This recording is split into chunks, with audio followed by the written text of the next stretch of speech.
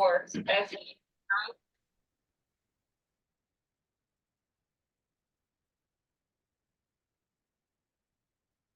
Namaste. We will begin with our Shanti Mantra. Om Shri Gurubhyo Namaha. Hari Om. Om Sahana Bhavatu Sahanau Bhunaktu Saha Veeryam Karavavahai Tejasvinavadhitamastu ma Vidvishavahai. Om Shanti Shanti Shanti.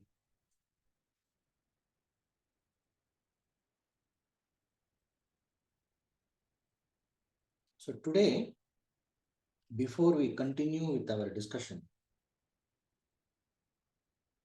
I thought we will try a small guided meditation because I'm sure we would have rushed here to sit after a day of engagement. It's a working day. So a guided meditation would be useful, and also meditation becomes a context to test our knowledge. In the sense, see, we have been discussing about various aspects, especially in the last couple of classes, we discussed the difference between consciousness and identification. That is, when we are talking about freedom from body, mind, and intellect, there is no necessity for an altered state of consciousness. Right? And we said we need to work on the identification. And my tendency to be the doer and identify with the enjoyer, and to be a compulsive doer. So this is what we have to work with in our journey towards Viveka and Atmajnana. Right. So this is what we saw.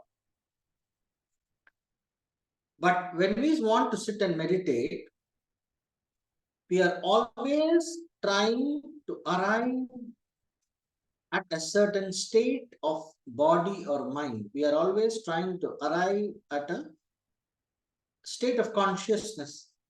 We're always trying to arrive at a way of being, to arrive at an experience in time by doing something or the other, by manipulating the breath, by trying to fight with the thoughts, or by trying to repeat a same thought. We're always arriving, the meditation becomes a process of arriving at a certain state of mind, while the reality of ourself remains the solution to everything that we seek. The reality of our true self is the solution for all the seeking, that by attaining which everything is attained. Then why are we always pushing in time? So this is something we know, but when we want to sit just to be with the self, we don't have to do anything because you are already here. I am already here, right? So this error, just to look at our own mind and just to look at our tendency and to internalize the idea of being in the present without trying to arrive at a certain state of body mind, without trying to arrive at an experience, how to be in this moment as we are, as it is, to be with the reality of the moment to moment. So let us try to do that a little bit, and I will just 5 minutes we will try. Just you have to, wherever, even in your chair, just sit relaxed, keep your body, head and neck straight. It facilitates being more conscious. That is the idea.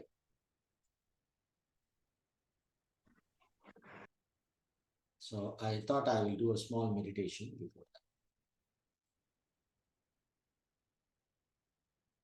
that. A little bit of stabilizing the breathing is useful, just like how the straight posture is useful. A little bit of stabilizing of the breathing reduces the rush, the background rush. so that our attention is available for inquiring into the nature of our intention, so that we become more aware of our intention. So what we do, we are sitting straight, relax your abdominal muscles. Relax the extremities of the body, the fingers, your toes, abdominal muscles, fingers and toes should be relaxed. And relax your shoulders. Relax the muscles in the mouth. If your jaw is tight, relax your jaw, relax your tongue. Don't try to particularly close your eyes or open your eyes. Just keep the muscles of your eyes effortless. Just keep the muscles in around your eyes, inside your eyes, around your eyes. Feel the eyelids, the space around the eyes. Just keep them relaxed. So enjoy the relaxation in and around your eyes. Enjoy the relaxation around your mouth. Feel the relaxed nature of your shoulders and arms. Your fingertips are relaxed. Abdominal muscles are relaxed. The toes in your feet are relaxed.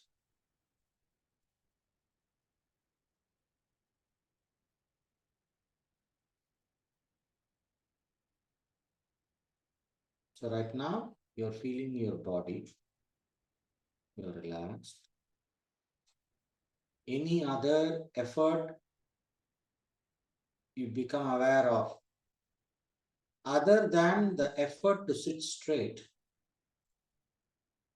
comfortably in the chair or on the ground, wherever you're sitting, other than the minimal effort that you require right now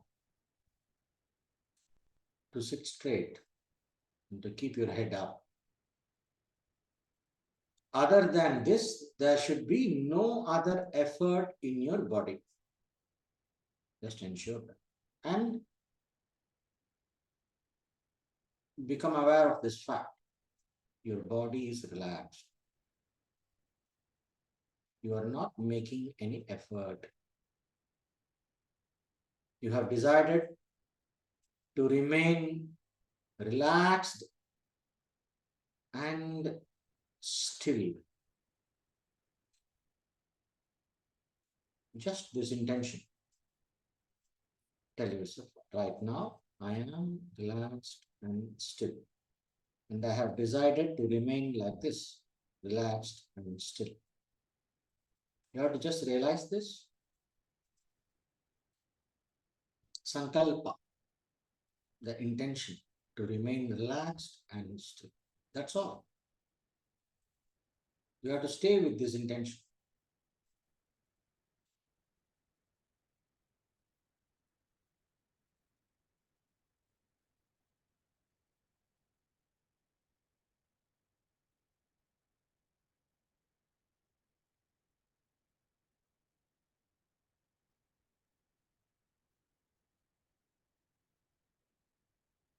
And you have the breathing going on. The only movement that is going on is your breathing. The breath is coming in, going out.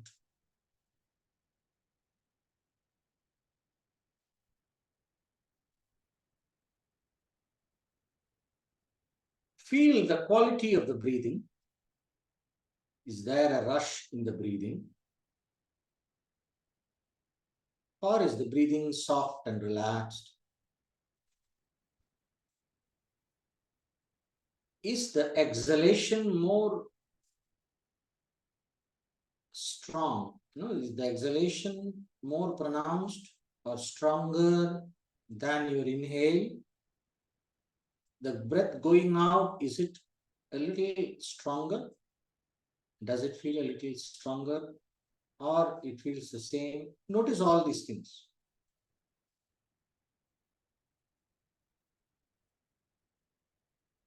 Maybe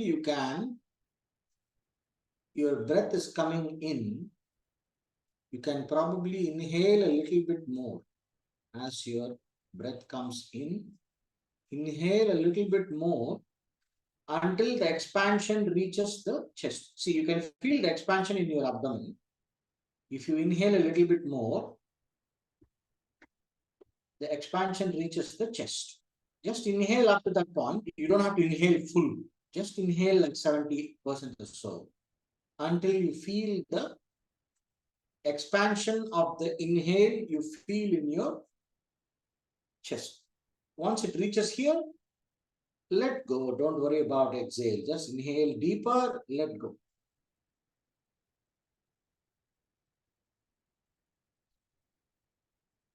Again, inhale deeper, let go. Keep doing that for a few times. And you will notice the quality of your exhale changing. Your exhale becomes smoother and less aggressive.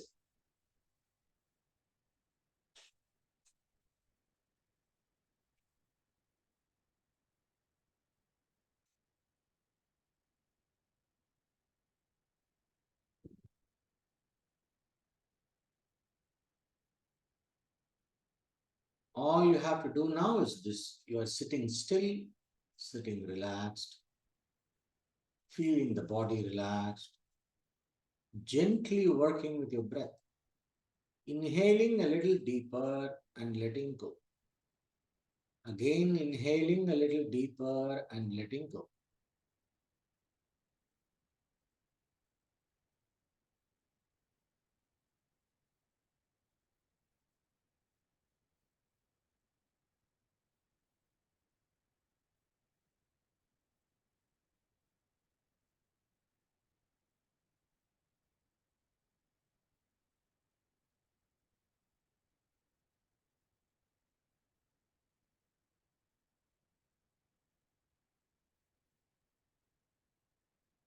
Now, when the breathing out has become a little quieter, after you inhale a little more, now we were letting go, right? We just inhaled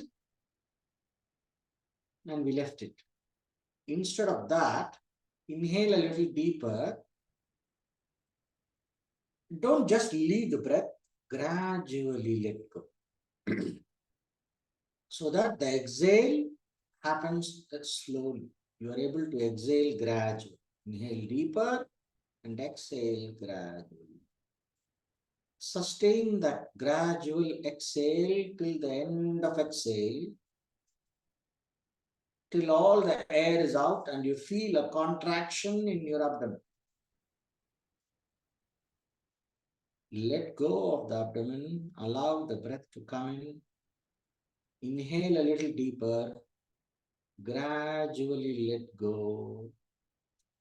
Prolong the exhale till the end of exhale when all the air is out and you feel the contraction in your abdomen. Relax your abdomen, allow the breath to come in, inhale a little deeper. Continue to breathe like this. And while you are doing this, just check your shoulders are relaxed. Your shoulders and hands must be relaxed.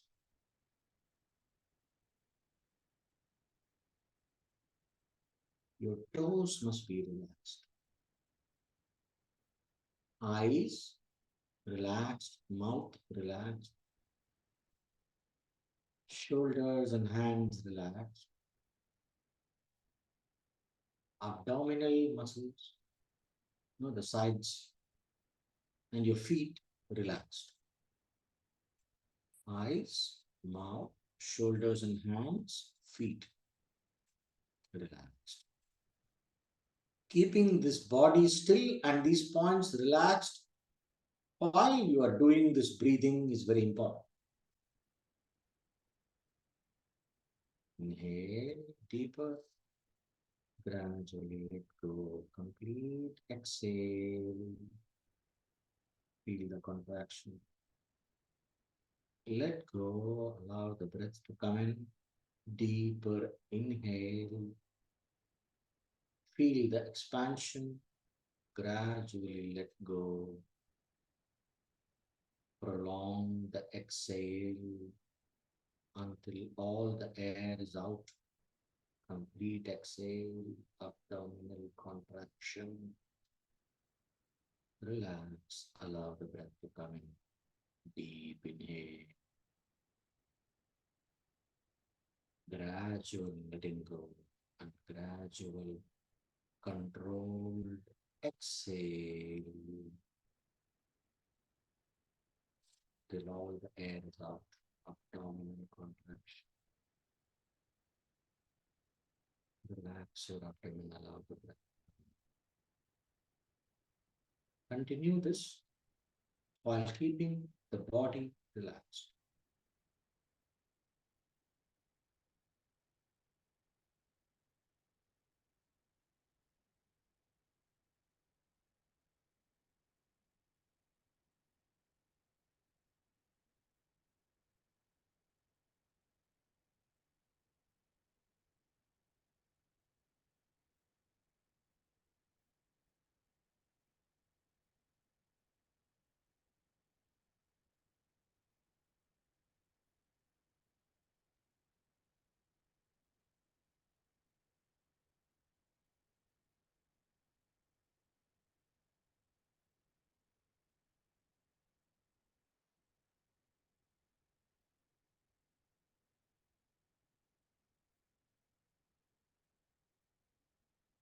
After the next breath, let go and relax.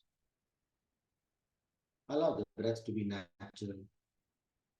The body is still relaxed.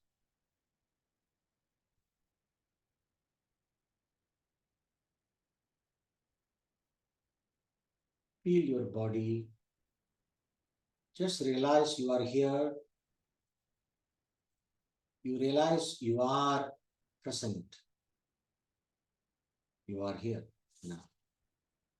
Just appreciate this fact that you are here. I'm here. You can tell yourself.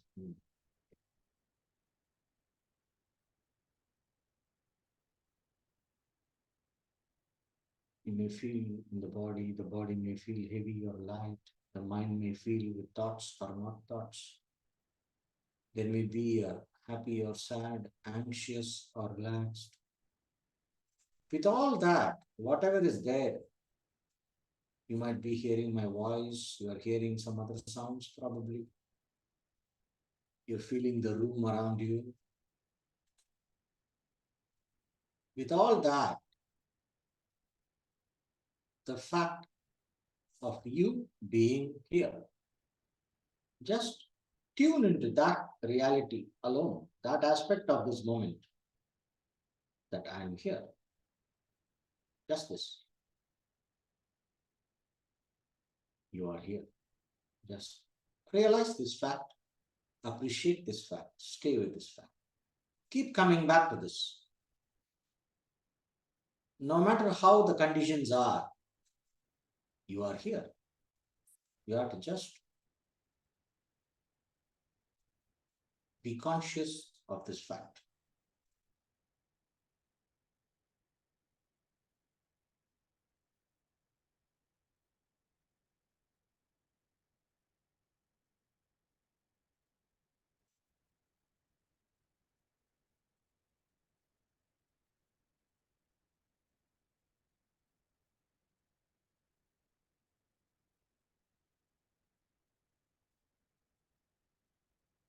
This requires no effort.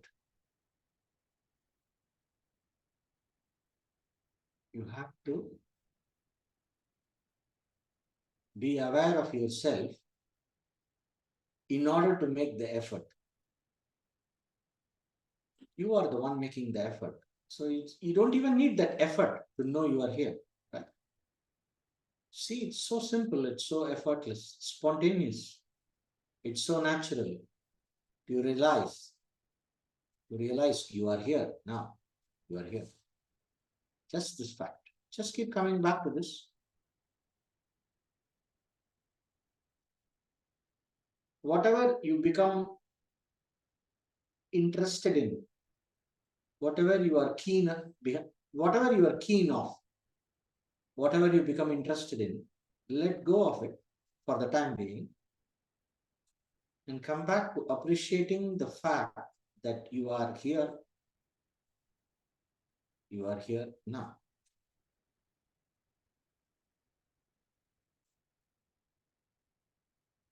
And you are self-evident to yourself.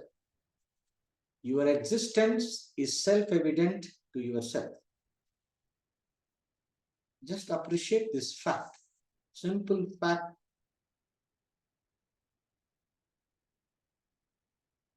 about you. You are evident to yourself.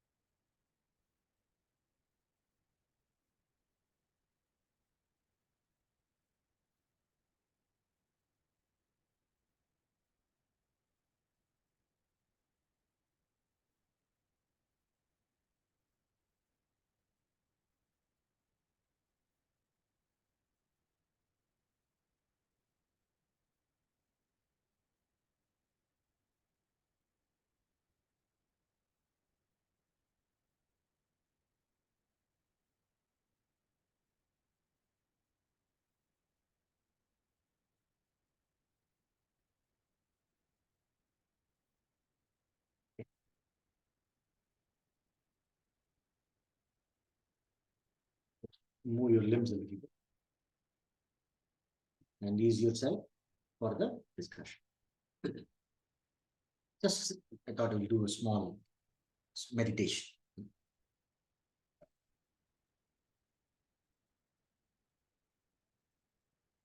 So, last class, we finished with the concept of Ishvara Pranidhana, how it is important for the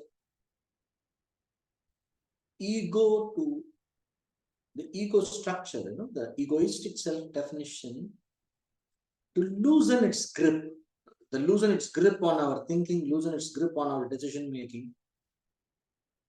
When the ego loosens its grip, we also said how you can feel that. When the ego loosens its grip, the first sign in a situation to know if you are under the grip of the artificially created wrong identification with the body, mind, and intellect of your personality, which is what I'm meaning as ego. To see if you are under the grip of that or how much you are under the grip of that. The classic sign is to see if you are giving more importance to the reality of the moment, the facts, the reality, or you are giving more importance to how you feel and your opinion. how I feel and my opinion are more important than the objective reality, the fact of life, that is, of the situation I am facing. If I am more important than the situation, then I am more in the grip of ego. See, every situation in which we are participating, any life situation, be it work or home or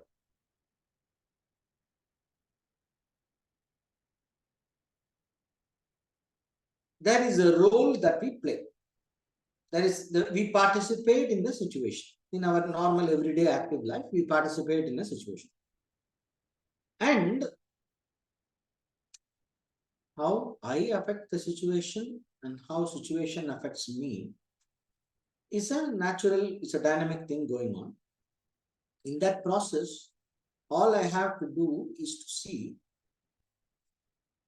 what is the most natural importance I am giving.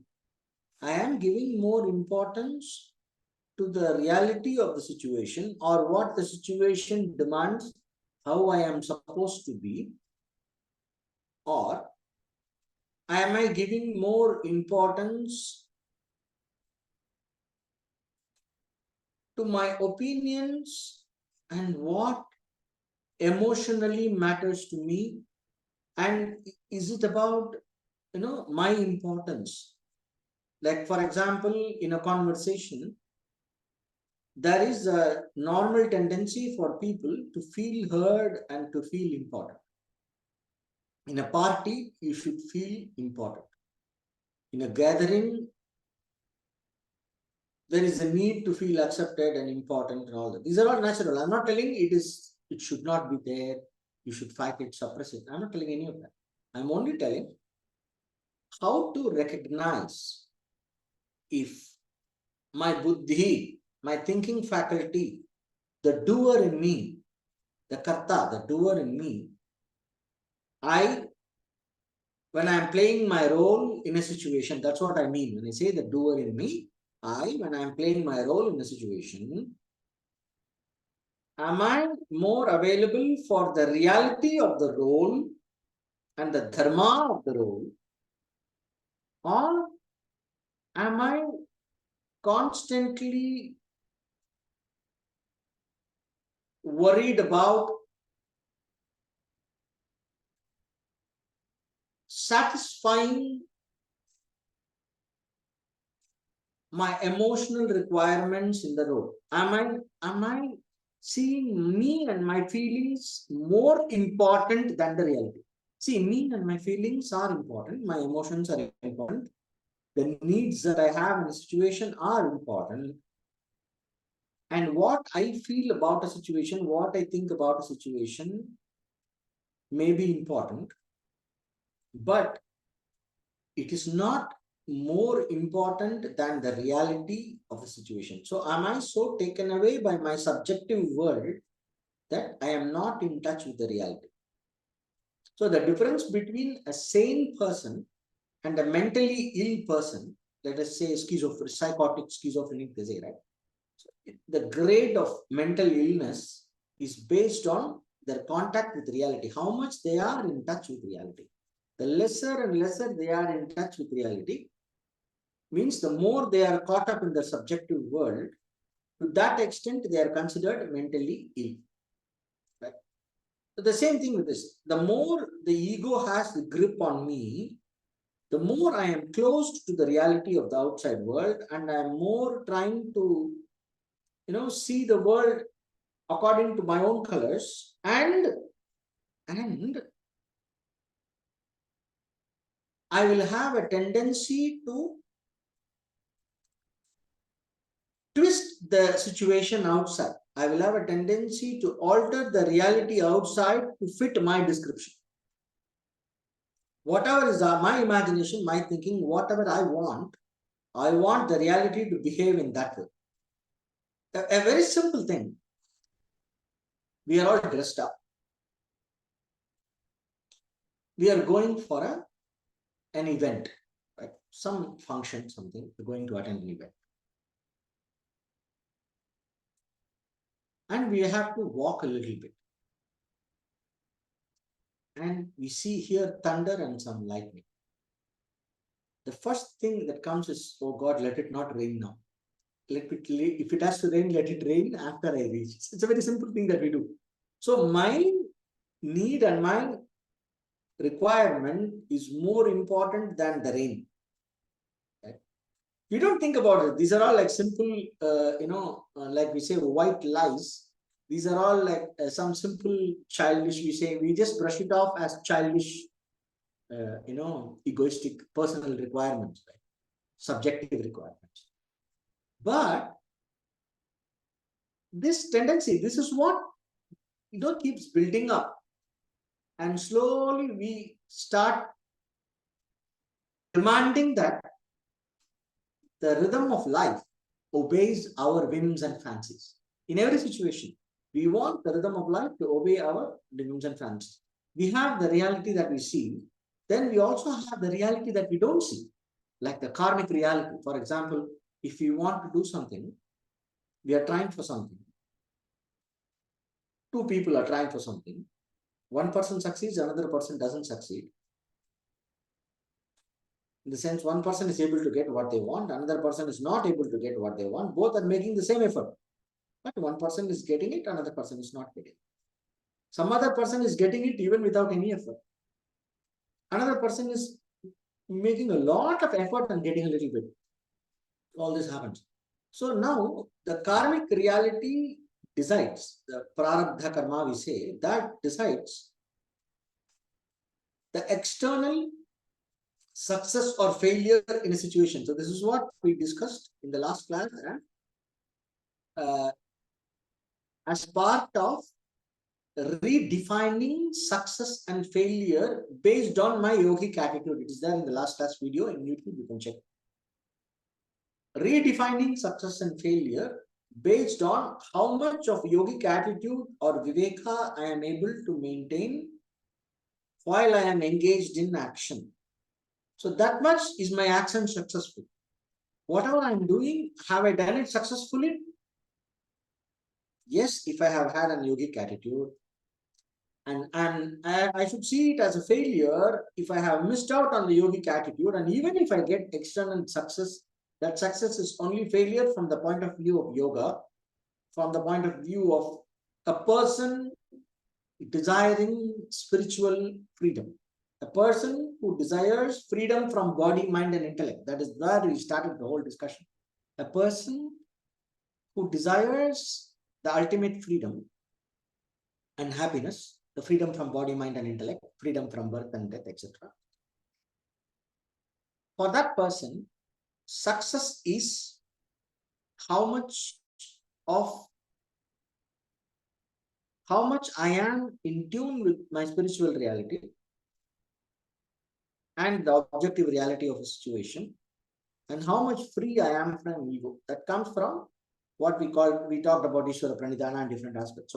So the one word is yogic attitude. So how much I am able to have that yogic attitude in action, that much I am a success. That much my action is a success.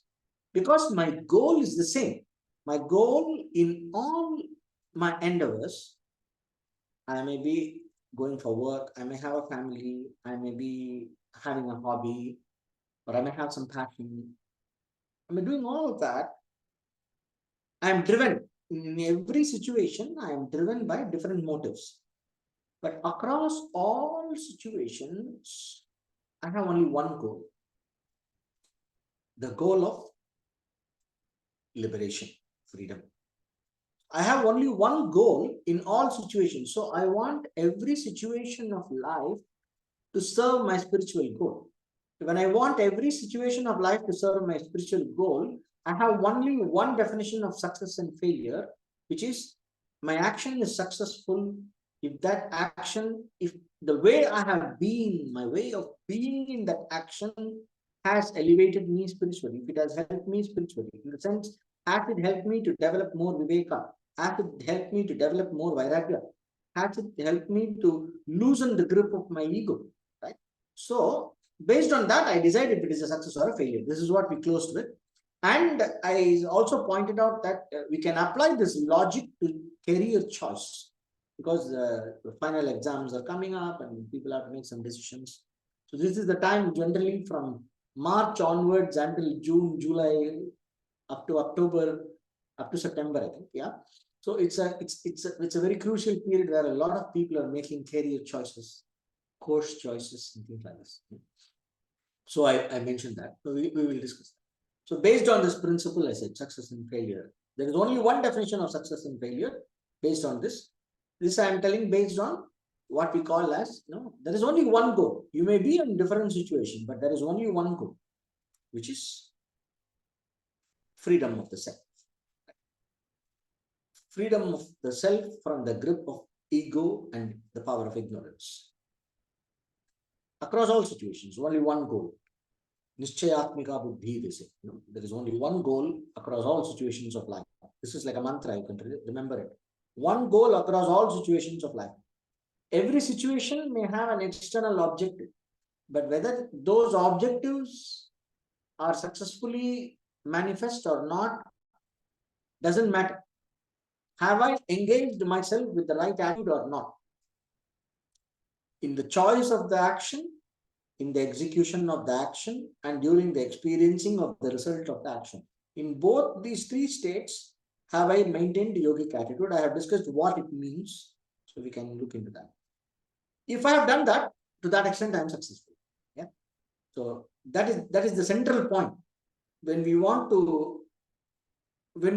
to free ourselves from the grip of the habituated ego structure, this is the central point, because the first step, the very first step in spiritual growth is reward or punishment being the motive of action. This is complete upside down. It's complete Shirsasana of what the world is tuned to, right? What everything in nature is tuned to, from the animals onwards, from the normal humans onwards, everybody is tuned to reward. Now, the next level of evolution is possible for the mind when you want to evolve from tamas to sattva. The quality of tamas through the rajas that is motivated by sattva, you arrive at sattva and shuddha sattva. We can discuss all that. Sattva means the serenity, the balance, the light, knowledge, all that is represented by sattva. Sattva, rajas, tamas, right?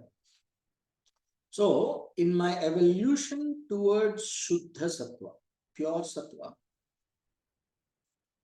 which is required for the awakening of the quality of awareness, self-awareness, where I am clearly able to see myself as separate from the body, mind, and intellect.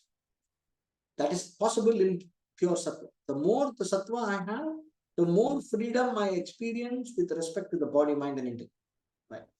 So, in order to arrive at that, in that evolution, the first step of freedom from tamas is not being motivated by reward or punishment in my choice of action.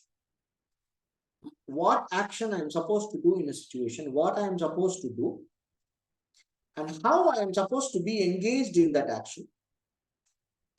For that, the motivation is not reward or punishment. The motivation is dharma.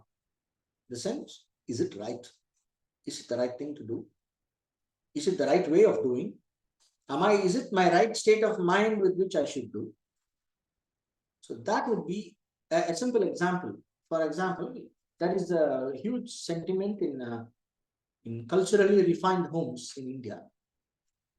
They say while cooking, you must have a good state of mind, because what you think goes into the food and it affects the whole family. Right? So even if the even if my granny, I've seen, even when she's very angry, like she's completely annoyed with something, but when she goes to cook, she'll be biting her teeth, but she'll be chanting a shloka and then cooking. So that you are bringing positivity into the food. You don't allow your negative tendency to interfere in the cooking. So during cooking, it's a rule. It's a rule. During cooking, you should have a certain state of mind. So even though I'm angry, I'm biting my teeth, I still try to chant some sloka and all that. And eventually, in 5-10 minutes, the state of mind changes, right? Or they will play some Sahasranamam, something, they will be chanting Lalita Sahasranamam or something, and then they will be cooking.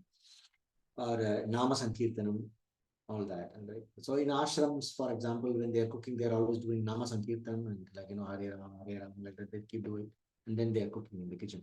So we don't allow unnecessary subjective thoughts and all kinds of emotions to interfere, because during cooking, it is very important to keep a serene and a positive state of mind. It's a rule. So when I want to respect that, I just follow some things to make sure that my thing doesn't interfere. My ego doesn't interfere.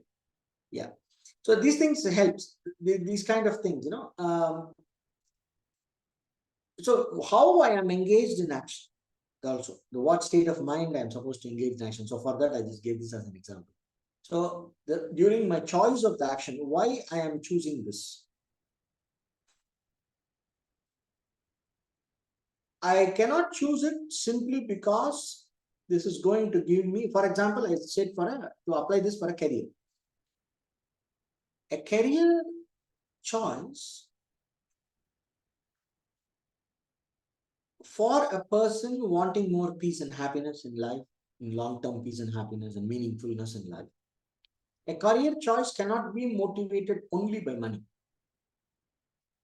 There are two angles to it. One, in Kali Yuga, money beyond one's need. Okay? Money that is beyond one's honest requirement and need, functional requirement,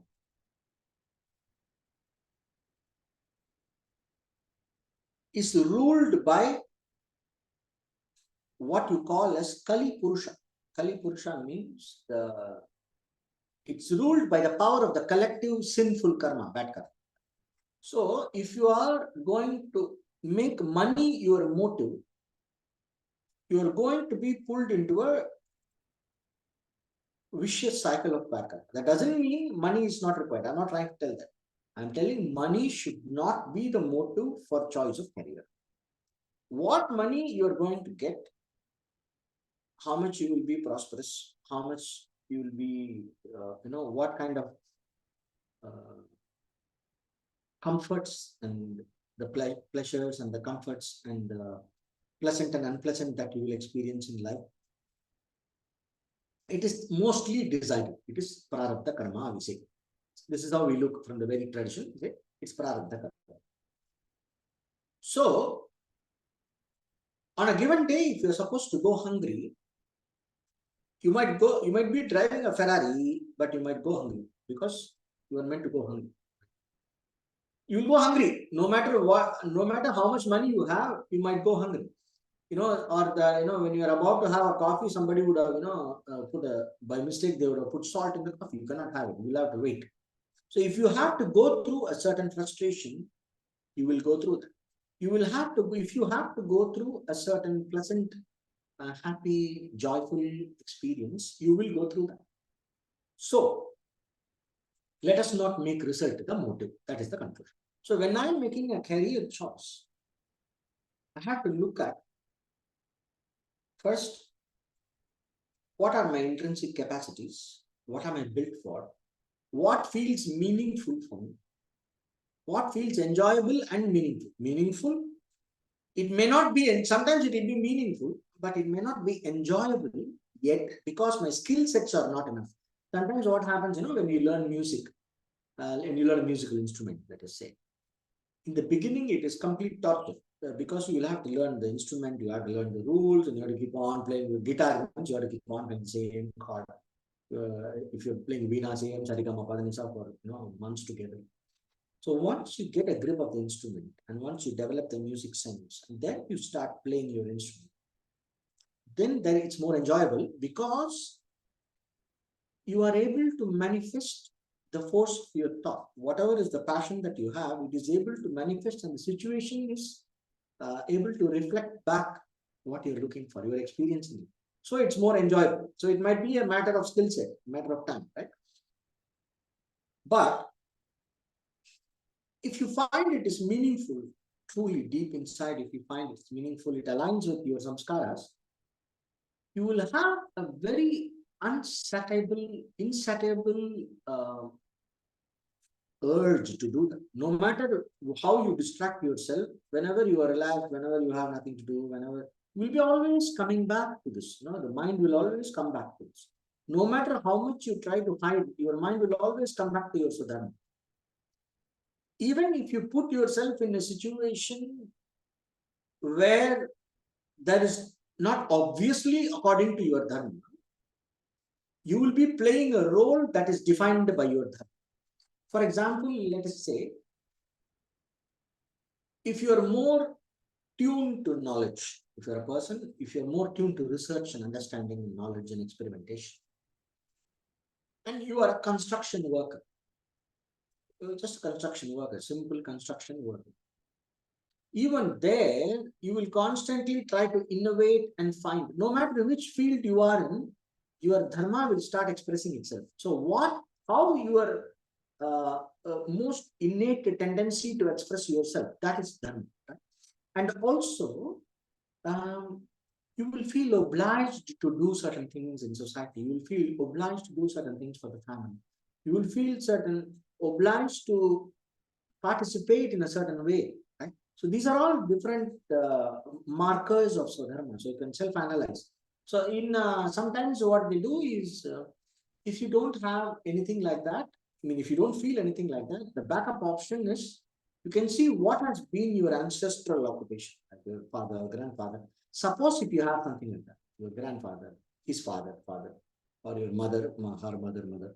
So if you have an ancestry kind of skill set and an occupation into the family, something like that is there, and you're born into that, then you can probably try that. It might usually work. So in time, you will start seeing that it is more meaningful. It's making more sense, and it gives you more satisfaction doing it. Gives you more peace of mind doing that, right? But that is second. If you don't find your own, what you're built for, if you don't find discover. So the more person is, the more intelligent, the more self-aware the person is, it's easier to find what is more meaningful and what is one's own dharma. The more tamasic a person is, probably might require some external guidance. Probably you can take up the family occupation and see an error. So, but it is important. The central point here I'm trying to say is it is important one's own dharma over and above external success, like how you perceive. So even if you choose your dharma, you will be successful. If you are meant to be successful, externally successful, you will experience certain level of prosperity and fame and name and all that, even if you choose your dharma. Simply because somebody's, it looks like a trend that this is going to make money, and you choose that job. You don't like it, but you choose it. One person wanted to become a musician, but the middle class parents forced him to do engineering. So after 40, 42, that person went back to doing music. He left engineering and went to do music. Or he was doing engineering and doing music as a hobby, trying to balance. These kind of things we have. So many people say that, as you see in India, it's like a trend. A lot of software engineers, they just leave the job and go find some farm. They buy a farm and then they start doing some farming. And they're trying other things and trying to find some meaning and all that. So one doesn't have to go through this whole process, because if you make only some external trends and not look at yourself, not spend time with yourself, and you only use some external trends and whatever is told to be successful, what are the things that will only that, if you make only that money as a motive, then it's something like what we say in English as selling your soul, right? Selling your soul here means you're basically going against your own most innate core nature and your core characters. Then what happens? It creates huge conflict. So how do you know you are not in your dharma? You will have a very deep fundamental level of conflict in doing that job. Sometimes, you may be good at it, but you may see no point in doing it. So like that, a lot of introspection is required. So what we have to do is within my Swadharma, I have to find a way to be successful. Money is required, success is required. But I cannot compromise my dharma for the sake of money or success alone. Imagining, because money and success is going to come according to my prarabdha, no matter what I choose. That's how it is. And if I choose according to my dharma, in the process, even if I don't experience external success that much, I will at least be happy and more conflict free. I'll be more harmonic. I'll enjoy more peace and harmony and happiness inside. And then I'll be in a position to see how it is possible for me to manifest more prosperity, to manifest more external success, to manifest more career growth in the domain that I have chosen according to my dharma. So my mind will be available to think that.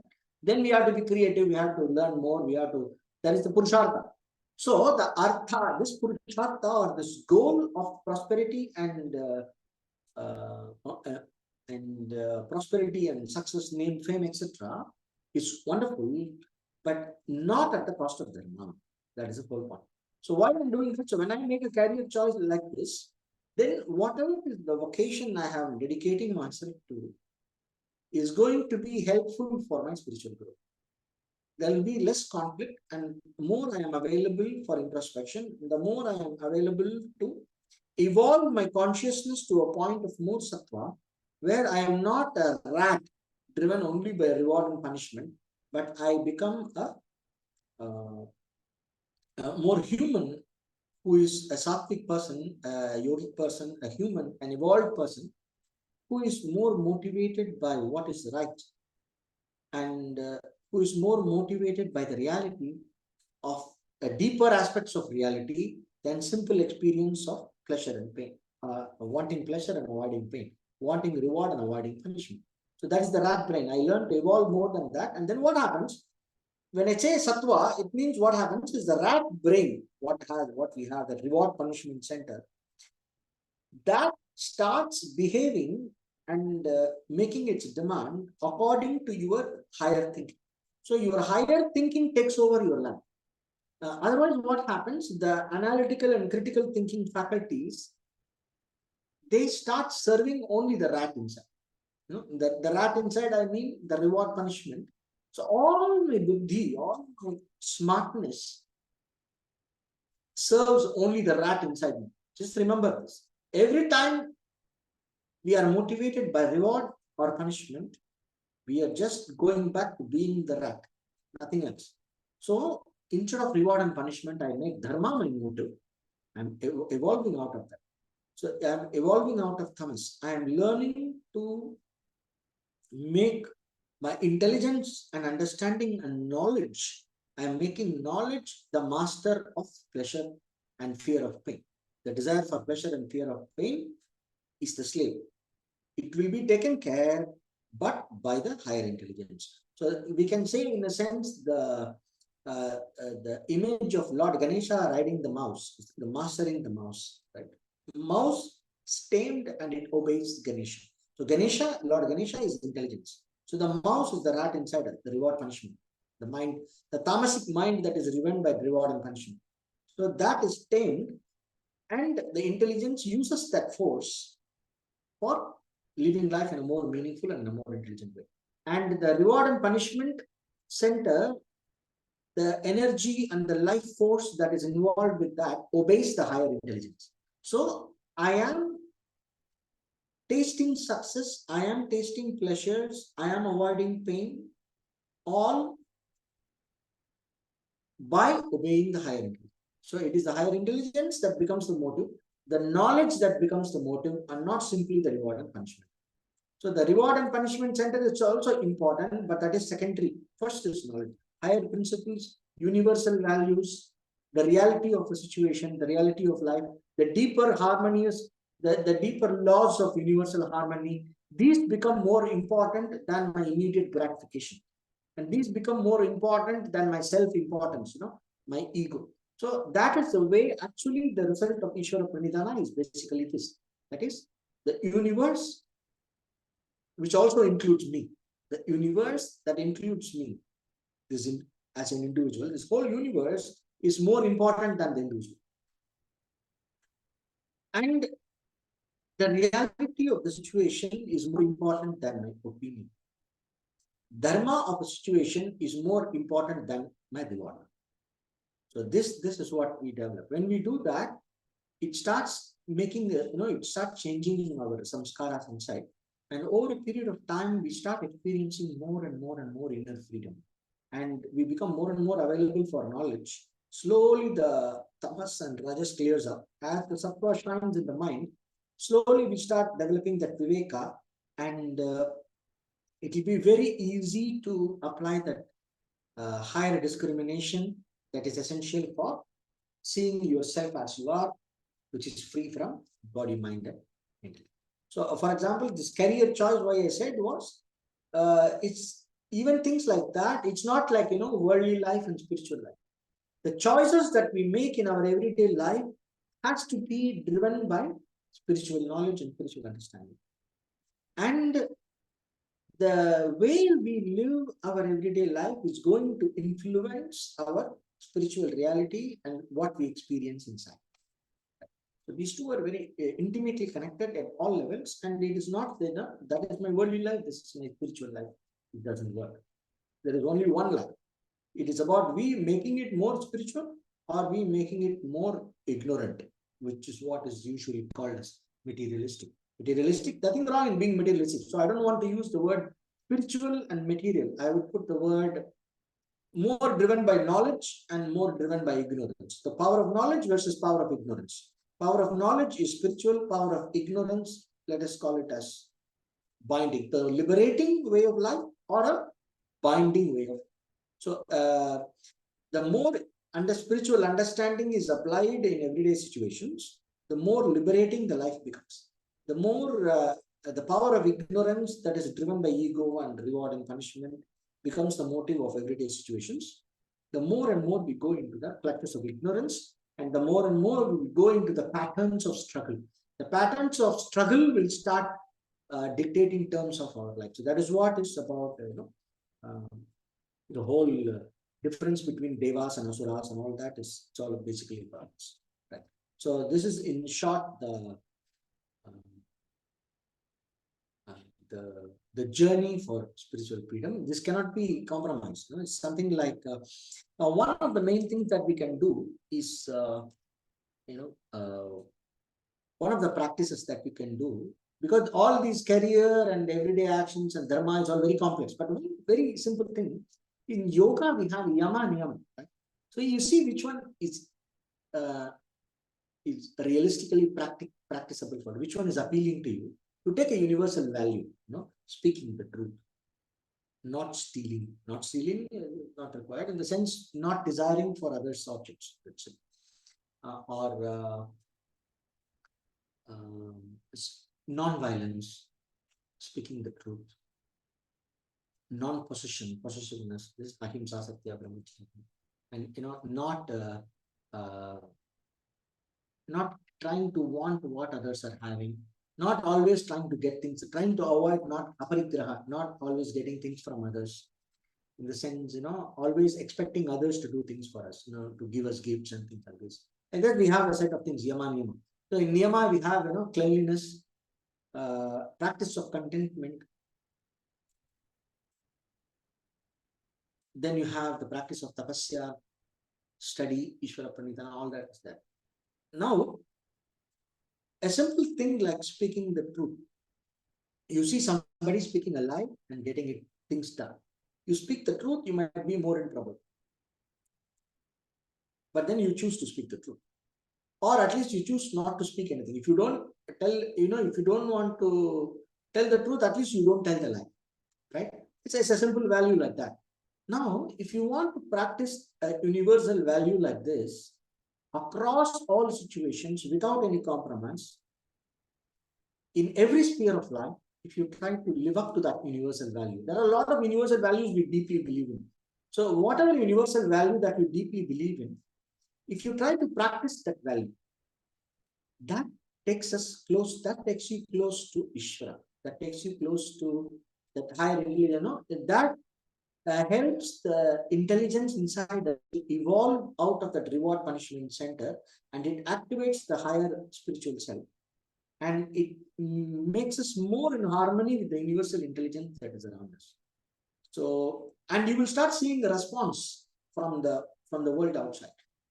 For example, it says a person who practices non-violence perfectly, in that person's vicinity, hostilities will cease. In the sense, if a person, a very non-violent person, very devoted to the value of non-violence in thoughts, word, and action, he goes to an area with full of conflicts. In a few days, the conflicts there will start getting resolved. People will start becoming less violent, and there will be more movement toward dialogue, etc. Now, this is the result promised by sage Patanjali. So one can see. So when one practices, the more and more one tunes to the higher value, in thought, word, and action, one can experience the feedback coming from the universe. You can experience the feedback. And if you practice non-stealing in thought, word, and deed, not desiring for others' objects in thought, word, and deed, suddenly you will see that you will become aware of, the hidden wealth. You will know where they say Sarvaratanopishamam. You will start becoming aware of. You will know where all the hidden treasures are and things like that. That is there. So I will put it like this: you will see that people start trusting you more, and without your knowledge, you don't try to convince anybody. Somehow instinctively people will feel safe, and they will entrust you with their belongings, and they will somehow feel that it's safe with you. People will feel safe with you. Like this, you will start getting feedback.